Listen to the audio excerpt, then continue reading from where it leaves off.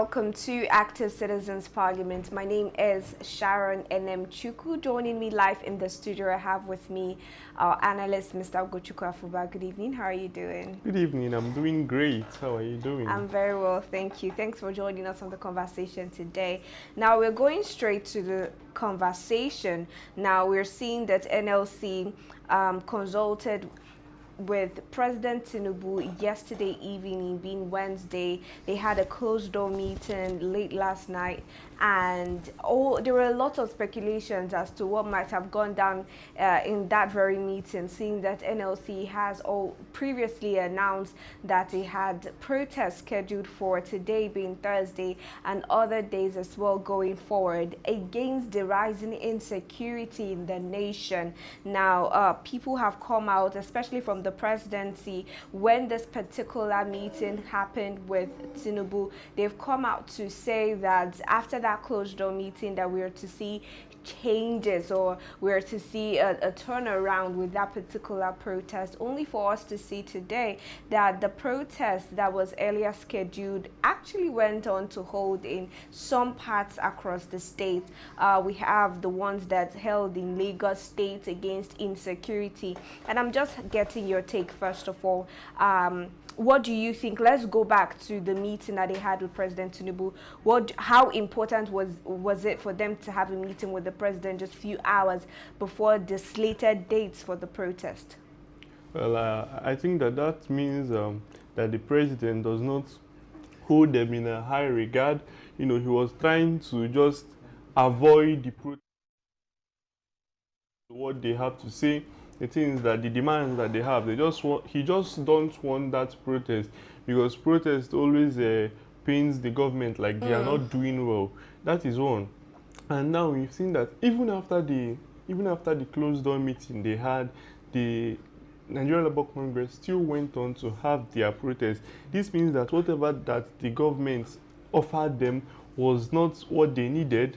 This is one of the things it could be. It could be that there was nothing meaningful, or even that, you know, maybe the leaders of this Congress just met with Tinubu and they decided to get something out of it, but something that does not actually affect the lives of other members of that Congress.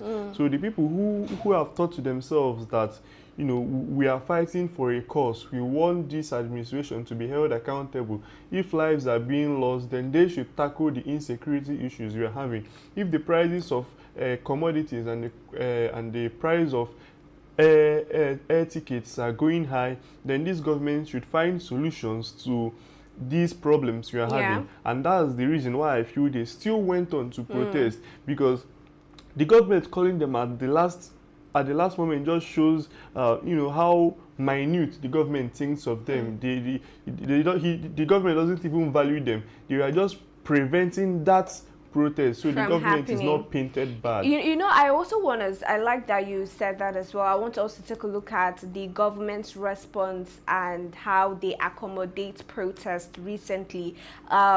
We've seen there've been so many protests for different reasons, but we can all tell that this particular administration wants a picture, or is trying hard to paint a picture of excellence in all sectors.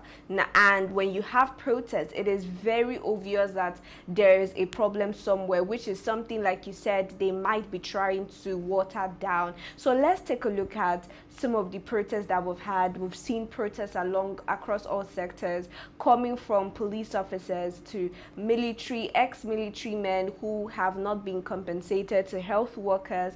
All of these protests, let's just look at 2025 alone. What does this say about the capabilities or the achievements of the present administration thus far? I would say that protest is something that we should always expect in a democracy, because in a democracy, when we have leaders and then we have people who the leaders are leading, we expect protest should be a channel where the people being governed, you know, a medium whereby they voice out their own opinion and constructively criticize some of the things this government are doing. And so far in Nigeria, we've had a litany of protests since beginning of 2025. Most of them, the government tried to suppress one way or the other. We saw the charade they put up with Showore, the dragging and all of that. So much this year, too numerous to mention. So I think that's their attitude of trying to clamp down protest or trying to shut it down. It just shows that you cannot, they don't have a thick skin. And apart from that, what do you expect when you are practicing a democracy? There has to be critics. So the people will criticize some of the policies you are bringing in place, because you are not governing yourself, you are governing a people. You are people governing have different opinions. So it is not uncommon in a democracy to see people protesting and, raising contrasting views to what yourself have, brought out to, govern the people. So I feel that rather than trying to destroy or clamp down on all these agitation, the better thing to do is, actually hear from them, the constructive critics, bring them in, let them criticize you, and then you find better ways to run a more transparent and people inclusive government. But when you begin to chase them out, you do not want to hear what they're saying, you are becoming sort of a dictator, an authoritarian who does whatever he wants. All right. So you're saying now that the government, with all the protests that we have seen in 2025 alone, it seems that they have tried to shut them down just because they have a different image that they want to portray. But also, we're also seeing, not just locally but internationally as well, when the United States President Donald Trump came out to call out the Nigerian government for their complacency on the killings against Christians and how they have vehemently refused that there's been anything as genocide in Nigeria. How important is it for the Nigeria's government stance to change from that of defense to acceptance in order to resolve the issues bedeviling in Nigeria? I think that the problem we have in Nigeria is the people in our rulers, our leaders, the people in government, they are more of politicians rather than policy makers and public office holders. Because in these things in government, we see politics playing its role. We see, most of these things, politics is all involved in it. But while all of those political games are going on, you still have to know that you have a job to do. You have a role, which is to provide for the people, to govern very well the people who are under your jurisdiction, the people you are taking care of. Because as a head of state, as a president, you are like a father. You're like a father to the Nigerians. So I feel they are more of politicians rather than policy makers. Because if you look at how they have been carrying themselves, how they have been executing policies and going around running the government, they are just, I've said it before, they are just aiming towards 2027. I think since 2023 even, they have been all their plans are towards 2027. And let me even digress a little bit. Permit me. We talked about how, let me give you an example of what I'm saying. We talked about how the president released the ambassadorial list. In fact, let me rephrase, the controversial ambassadorial list. Yes. And I think I have something else about it. I was thinking to myself, and I thought there was this article I was reading from the New York Times. It was written in the 90s. And in that article, a journalist from the Times magazine was trying to say that there was, when we used to have the Soviet Union, the USSR, that there was this particular Russian president who was actually going contrary to the demands being made by the head of the Soviet Union, because Russia was at that time under the Soviet Union. So what the journalist was trying to write is that if it was when the Soviet Union was still the Soviet Union, that there are many ways that they would deal with that president who was going contrary to the policies and the things they were all saying. He mentioned how several presidents will handle it. And he said that if it was a particular president, just on a winter evening, on a cold evening, he would just be gone down. He gave an instance of another president, another leader, how they would handle it, that he would make him an ambassador to what was the name of Zimbabwe? and you know, we know the president yes, is talking about. You know how Zimbabwe is. Zimbabwe is now, and you can imagine in the 1990s how Zimbabwe was. So it's making him an ambassador is more like a punishment. So back to what we are saying about the president giving people ambassadorial roles.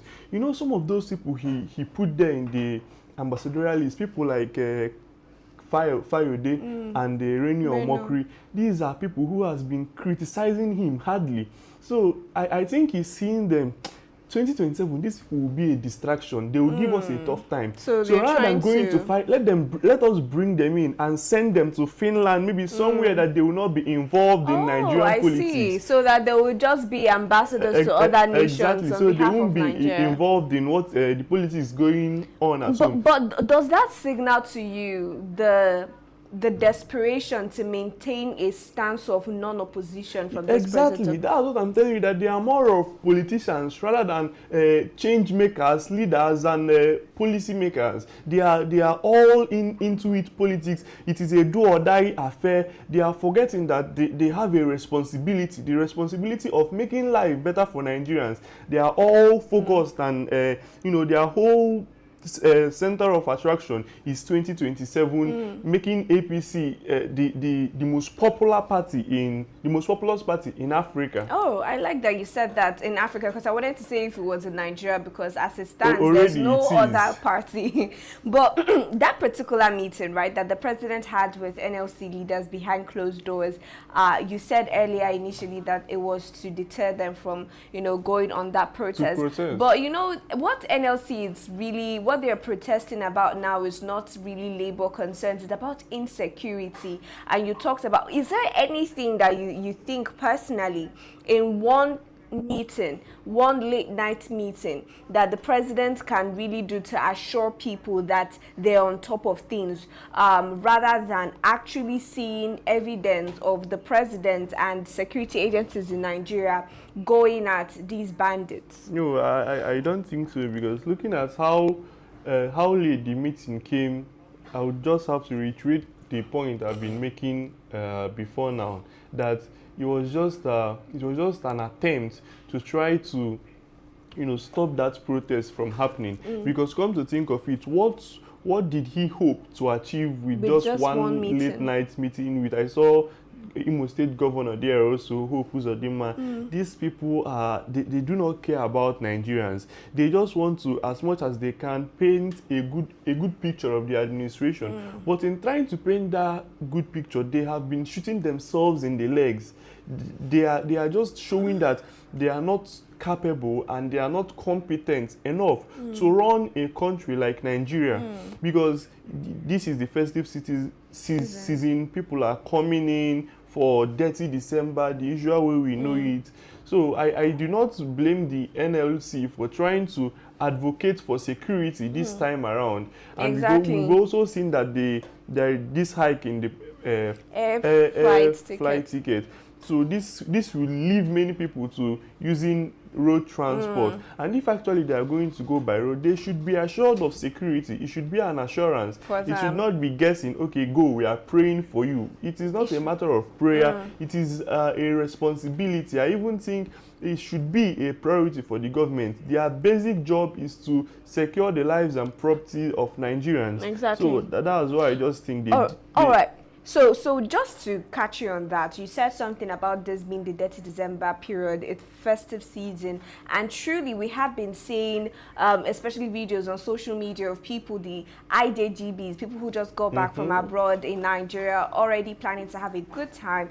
I don't know, for the longest, I wouldn't really consider Nigeria as a tourist destination because of a lot of issues, but I also think that looking back, right, Nigerians have made our entertainment industry, the music, most especially the movies, have made Nigeria that go-to destination, especially for December. Our artists, our superstars have really done a great job at portraying Nigeria, putting Nigeria on the map. Now, when you have because recently we had the likes of Ciara in Lagos, when you have the likes of these mega superstars who have a command command of millions and millions of followings, how important is it to really tackle this problem of insecurity? Just imagine Sierra coming to Lagos for 30 December and being kidnapped, and the ransom would skyrocket.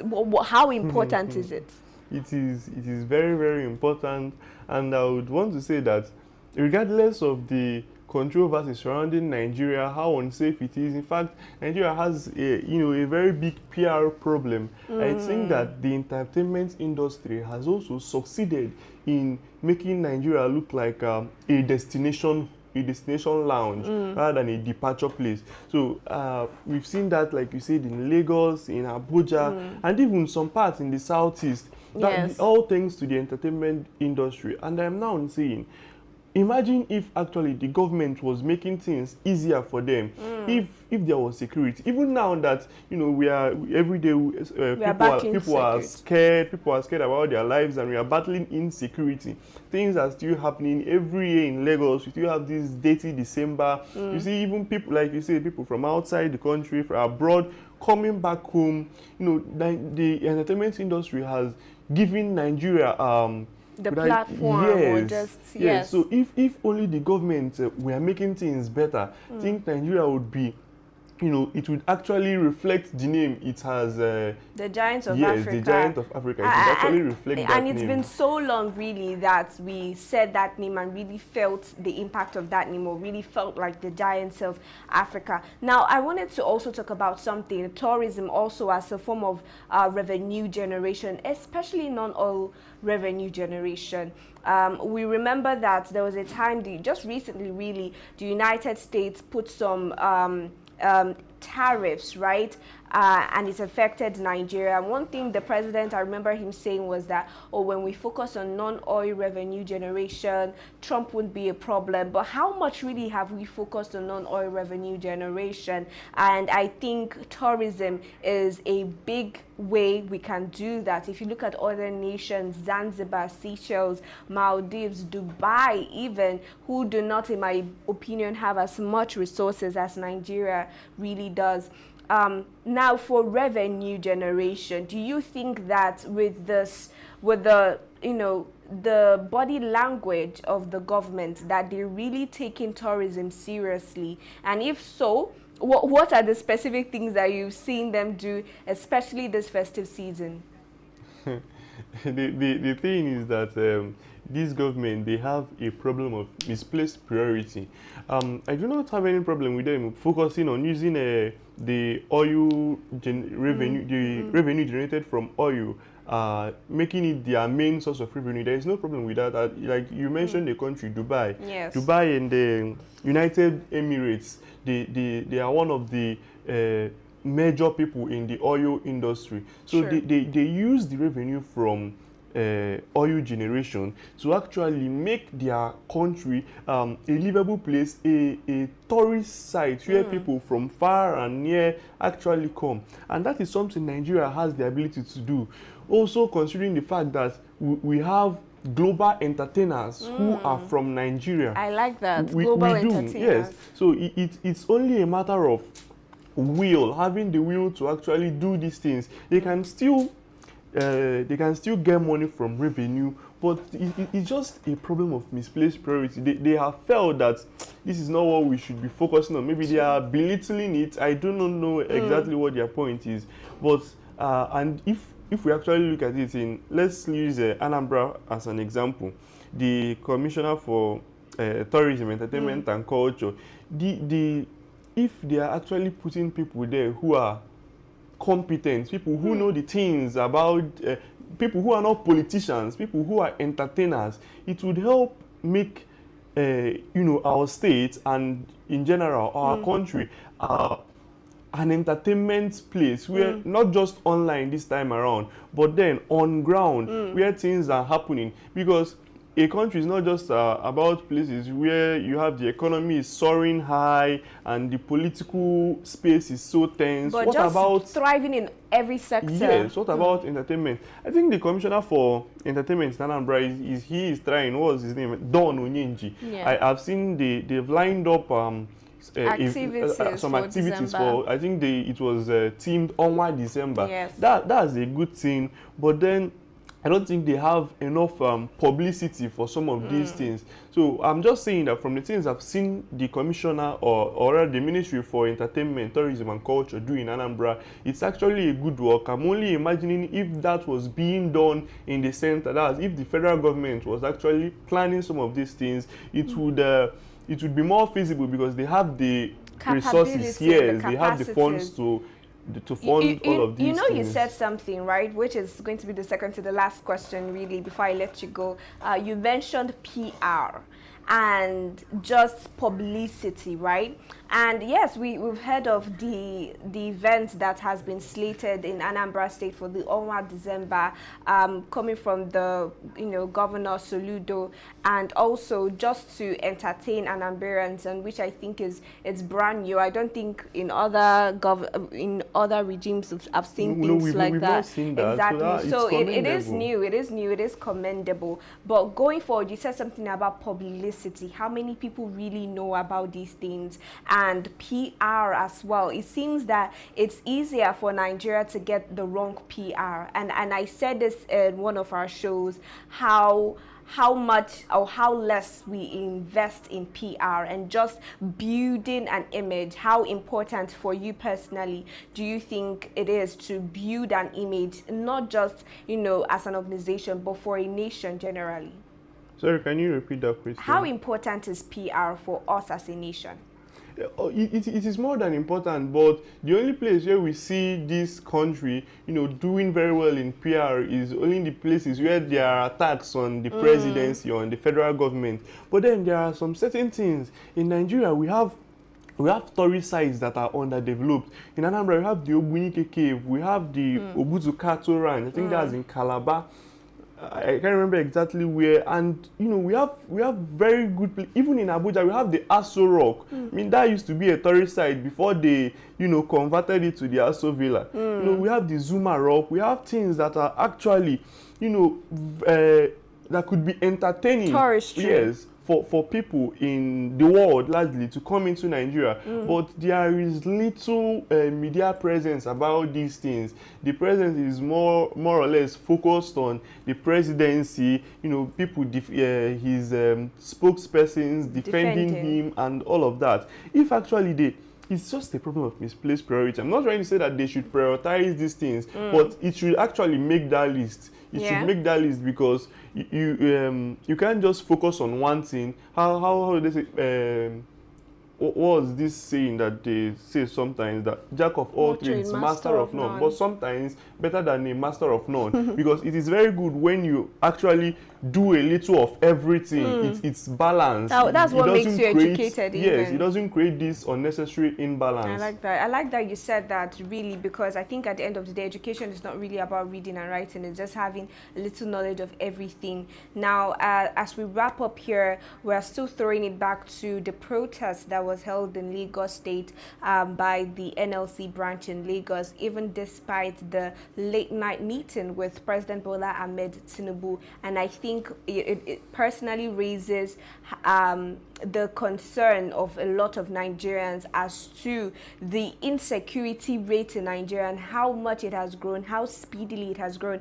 If you would agree with me, just in 2025, it seemed as though it grew rapidly with rapid fire. I don't think even in the past years it has been as hot as this. But we survived 2025. Now we're entering 2026. Do you think finally in 2026, do you think it is going to water down, or would it continue to fire on? Well, I will not tell you what I think. I will tell you what I hope. Okay. I hope that the government will actually create a lasting solution to these insecurity issues that we have in Nigeria. Because at the end of the day, it does not favor anyone apart from, I don't know, maybe those who people are sponsoring these things. so, but let's speak hypothetically. It does not favor anyone. Every man is a part of the island. If it's happening in Kanu today, it does not mean I am not affected. I am a Nigerian. One day it can be me. You do not ask for who the bell tolls for. It tolls for thee. And for that reason, I really hope that the government finds a way to actually make things better for Nigerians in this country. Exactly. Because that would actually make Nigeria a better place. We see how Nigeria is being, would I say, derogated in the international community. Yeah. The United States. How much they've been reduced globally. So much.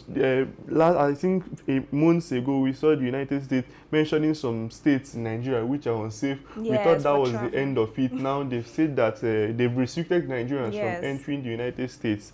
It's been so much. This year has been so much, not just for me as a person, for Nigerians. I think a lot of Nigerians will agree. This year has been a whole lot. You know, we even remember Kemi Badenoch, and Nigerians thought Kemi Badenoch was their problem until the United States president came on board. Even Canada, we are also seeing that recently they came out, I think Canada or UK, I missed them up now, they came out to list certain states in Nigeria advising their citizens against traveling, calling them really hot areas against insecurity and all of that. I just think personally it's been a really, really tough year security-wise for Nigerians. But looking forward to 2026, we hope to see better stories, new developments as to improved security and more security provided for people both in the rural and urban areas. But this is where we're calling it a wrap on the show today. Thank you so much, Mr. Ugochukwu, for joining me on the conversation today.